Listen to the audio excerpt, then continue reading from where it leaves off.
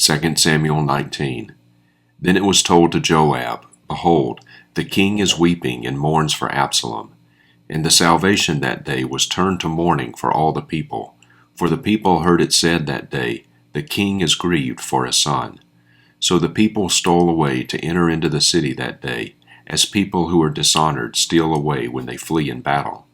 But as for the king, he wrapped his face up. Then the king cried out with a loud voice, O my son Absalom, O Absalom, my son, my son. Then Joab came into the house to the king and said, Today you have shamed the faces of all your servants, who today have provided escape for your life and the lives of your sons and daughters, the lives of your wives and the lives of your concubines, by loving those who hate you and by hating those who love you. For you have informed all of us today that princes and servants are nothing to you. For I know this day that if Absalom were alive and all of us were dead today, surely then it would be right in your eyes. So now arise, go out and speak to the heart of your servants. For I swear by Yahweh, if you do not go out, surely not a man will pass the night with you, and this will be of greater evil for you than all the evil that has come upon you from your youth until now. So the king arose and sat in the gate, and they told all the people, saying, Behold, the king is sitting in the gate. Then all the people came before the king. Now Israel had fled, each to his tent. And it happened that all the people were disputing throughout all the tribes of Israel, saying, The king delivered us from the hand of our enemies, and provided us escape from the hand of the Philistines. But now he has fled out of the land from Absalom. However, Absalom, whom we anointed over us, has died in battle. So now, why are you silent about having the king return? Now King David had sent Zadok and Abiathar the priests, saying, Speak to the elders of Judah, saying, Why are you the last to have the king return to his house, while the word of all Israel has come to the king, even to his house? You are my brothers, you are my bone and my flesh. Why then should you be the last to have the king return? And say to Amasa, Are you not my bone and my flesh?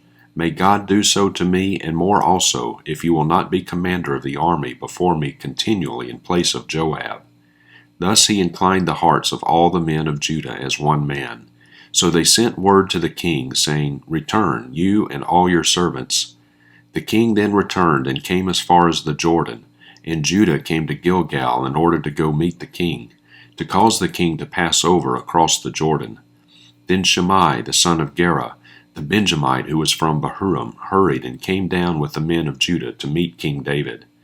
Now there were 1,000 men of Benjamin with him, with Ziba, the young man of the house of Saul, and his 15 sons, and his 20 servants with him, and they rushed to the Jordan before the king. Then they kept passing over the ford to cause the king's household to pass over, and to do what was good in his sight. And Shimei, the son of Gera, fell down before the king as he was about to pass over the Jordan. So he said to the king, Let not my lord consider me guilty, nor remember what your servant did wrong on the day when my lord the king went out from Jerusalem, so that the king would take it to heart. For your servant knows that I have sinned. Therefore, behold, I have come today, the first of all the house of Joseph, to go down to meet my lord the king. But Abishai, the son of Zeruiah, said, Should not Shimei be put to death for this, because he cursed the anointed of Yahweh? David then said, What have I to do with you, O sons of Zeruiah, that you should this day be an adversary to me? Should any man be put to death in Israel today? For do I not know that I am king over Israel today? And the king said to Shemaiah, You shall not die. Thus the king swore to him.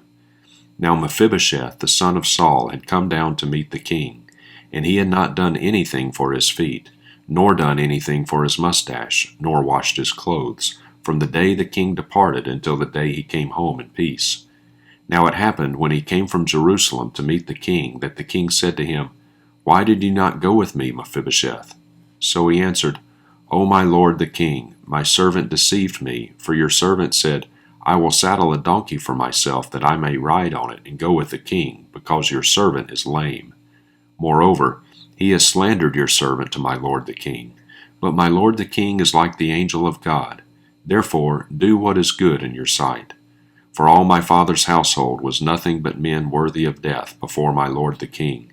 Yet you set your servant among those who ate at your own table. What right do I have yet that I should complain any more to the king?" So the king said to him, "Why do you still speak of your affairs? I have decided, you and Ziba shall divide the land." And Mephibosheth said to the king, "Let him even take it all, since my lord the king is come in peace to his own house." Now Barzillai the Gileadite had come down from Rogelim, and he passed over the Jordan with the king in order to send him off over the Jordan. Now Barzillai was very old, being 80 years old, and he had sustained the king while he stayed at Mahanaim, for he was a very great man. And the king said to Barzillai, "You pass over with me, and I will sustain you in Jerusalem with me." But Barzillai said to the king, "How long have I yet to live, that I should go up with the king to Jerusalem? I am now 80 years old. Can I know between good and bad? Or can your servant taste what I eat or what I drink? Or can I hear any more the voice of singing men and women? Why then should your servant be an added burden to my lord the king? Your servant would merely pass over the Jordan with the king. Why should the king compensate me with this reward? Please let your servant return, that I may die in my own city near the grave of my father and my mother. However, here is your servant Chimham. Let him pass over with my lord the king, and do for him what is good in your sight." So the king answered, "Chimham shall pass over with me, and I will do for him what is good in your sight, and whatever you require of me, I will do for you." Then all the people passed over the Jordan, and the king passed over too. The king then kissed Barzillai and blessed him, and he returned to his place. Now the king went on to Gilgal, and Chimham went on with him, and all the people of Judah and also half the people of Israel accompanied the king. And behold, all the men of Israel came to the king and said to the king, "Why had our brothers, the men of Judah, stolen you away, and caused the king and his household and all David's men with him to pass over the Jordan?" Then all the men of Judah answered the men of Israel, "Because the king is a close relative to us. Why then are you angry about this matter? Have we eaten at all at the king's expense, or has anything been taken from us?" But the men of Israel answered the men of Judah and said, "We have 10 parts in the king. Therefore we also have more claim on David than you. Why then did you treat us with contempt? Was it not our word first to have our king return? Yet the words of the men of Judah were harsher than the words of the men of Israel." 2 Corinthians 12. It is necessary to boast, though it is not profitable, but I will go on to visions and revelations of the Lord. I know a man in Christ who 14 years ago, whether in the body I do not know, or out of the body I do not know, God knows, such a man was caught up to the third heaven. And I know how such a man, whether in the body or apart from the body I do not know, God knows, was caught up into paradise and heard inexpressible words which a man is not permitted to speak. On behalf of such a man I will boast, but on my own behalf I will not boast, except in weaknesses. For if I do wish to boast, I will not be foolish, for I will be speaking the truth. But I refrain from this, so that no one will consider me beyond what he sees in me or hears from me. Because of the surpassing greatness of the revelations, for this reason, to keep me from exalting myself, there was given me a thorn in the flesh, a messenger of Satan to torment me, to keep me from exalting myself. Concerning this I pleaded with the Lord 3 times that it might leave me. And he has said to me, "My grace is sufficient for you, for power is perfected in weakness." Most gladly, therefore, I will rather boast in my weaknesses, so that the power of Christ may dwell in me. Therefore I am well content with weaknesses, with insults, with distresses, with persecutions and hardships, for the sake of Christ. For when I am weak, then I am strong. I have become foolish. You yourselves compelled me. For I ought to have been commended by you. For in no respect was I inferior to the most eminent apostles, even if I am nothing. The signs of a true apostle were worked out among you with all perseverance, by signs and wonders and miracles. For in what respect were you treated as less than the rest of the churches, except that I myself did not become a burden to you? Forgive me this wrong. Here for this 3rd time I am ready to come to you, and I will not be a burden to you, for I do not seek what is yours, but you. For children ought not to save up for their parents, but parents for their children. So I will most gladly spend and be fully spent for your souls. If I love you more, am I to be loved less? But be that as it may, I did not burden you myself. Nevertheless, crafty fellow that I am, I took you in by deceit. Have I taken advantage of you through any of those whom I have sent to you? I encouraged Titus to go, and I sent the brother with him. Did Titus take any advantage of you? Did we not walk in the same spirit, in the very same steps? All this time you think we are defending ourselves to you. We speak in Christ in the sight of God. And all these things, beloved, are for your building up. For I am afraid that perhaps when I come, I may find you to be not what I wish, and may be found by you to be not what you wish, that perhaps there will be strife, jealousy, outbursts of anger, selfish ambition, slanders, gossip, arrogance, disturbances. I am afraid that when I come again, my God may humiliate me before you, and I may mourn over many of those who have sinned in the past and not repented of the impurity, sexual immorality, and sensuality which they have practiced. Ezekiel 26. Now it happened in the 11th year, on the first of the month, that the word of Yahweh came to me, saying, Son of man, because Tyre has said concerning Jerusalem, Aha, the gateway of the peoples is broken, it is open to me, I shall be filled, now that she is laid waste. Therefore thus says Lord Yahweh, Behold, I am against you, O Tyre, and I will bring up many nations against you, as the sea brings up its waves. They will make the walls of Tyre a ruin and pull down her towers, and I will scrape her dust from her and make her a bare rock. She will be a place for the spreading of nets in the midst of the sea, for I have spoken, declares Lord Yahweh, and she will become plunder for the nations. Also her daughters who are on the mainland will be killed by the sword, and they will know that I am Yahweh.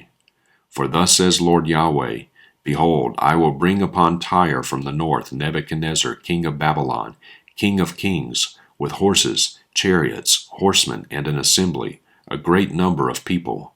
He will kill your daughters on the mainland with the sword, and he will make siege walls against you, cast up a ramp against you, and raise up a large shield against you. The blow of his battering rams he will direct against your walls, and with his swords he will tear down your towers. Because of the abundance of his horses, the fine dust raised by them will cover you. Your walls will shake at the noise of horsemen and wagons and chariots when he enters your gates as men enter a city that is breached. With the hoofs of his horses he will trample all your streets. He will kill your people with the sword, and your strong pillars will come down to the ground. Also, they will make a spoil of your wealth and a plunder of your merchandise, and pull down your walls and tear down your desirable houses, and throw your stones and your timbers and your debris into the water. So I will cause the tumult of your songs to cease, and the sound of your harps will be heard no more. I will make you a bare rock. You will be a place for the spreading of nets. You will be built no more. For I, Yahweh, have spoken, declares Lord Yahweh. Thus says Lord Yahweh to Tyre, Shall not the coastlands shake at the sound of your downfall when the wounded groan, when the killing occurs in your midst? Then all the princes of the sea will go down from their thrones, remove their robes, and strip off their embroidered garments. They will clothe themselves with trembling. They will sit on the ground, tremble every moment, and be appalled at you. They will take up a lamentation over you, and say to you, How you have perished, O inhabited one! From the seas, O city that was praised, which was strong on the sea, she and her inhabitants, who imposed her terror on all her inhabitants. Now the coastlands will tremble on the day of your downfall. Yes, the coastlands which are by the sea will be dismayed at your departure.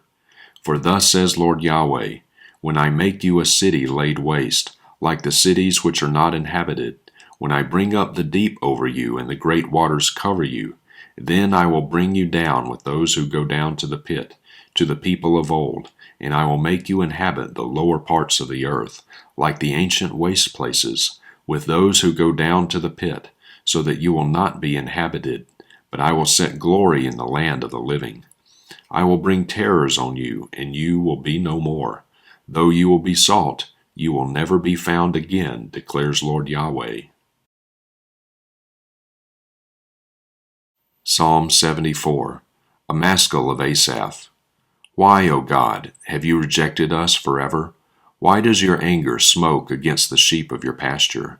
Remember your congregation which you have purchased of old, which you have redeemed to be the tribe of your inheritance, and this Mount Zion where you have dwelt. Lift up your steps toward the perpetual ruins. The enemy has damaged everything within the sanctuary. Your adversaries have roared in the midst of your meeting place. They have set up their own signs for signs. Each seems like one who lifts up an axe against the undergrowth of trees. And now it's carved work all together. They smash with hatchet and hammers. They have set your sanctuary on fire. By bringing it to the ground, they have defiled the dwelling place of your name. They said in their heart, "Let us completely subdue them." They have burned all the meeting places of God in the land. We do not see our signs. There is no longer any prophet, nor is there any among us who knows how long. How long, O God, will the adversary reproach? Will the enemy spurn your name forever? Why do you turn back your hand, even your right hand, from within your bosom? Destroy them. Yet God is my king from of old, who works deeds of salvation in the midst of the earth. You divided the sea by your strength. You broke the heads of the sea monsters in the waters. You crushed the heads of Leviathan. You gave him as food for the creatures of the desert. You split open spring and river. You dried up ever-flowing rivers. Yours is the day, yours also is the night. You have established the light and the sun. You have caused all the boundaries of the earth to stand firm. You have formed summer and winter. Remember this, O Yahweh, that the enemy has reproached, and a wickedly foolish people has spurned your name. Do not deliver the soul of your turtle dove to the wild beast. Do not forget the life of your afflicted forever. Look to the covenant, for the dark places of the land are full of the haunts of violence. Let not the oppressed return dishonored. Let the afflicted and needy praise your name. Arise, O God, and plead your own cause. Remember how the wicked fool reproaches you all day long. Do not forget the voice of your adversaries, the rumbling of those who rise against you, which ascends continually.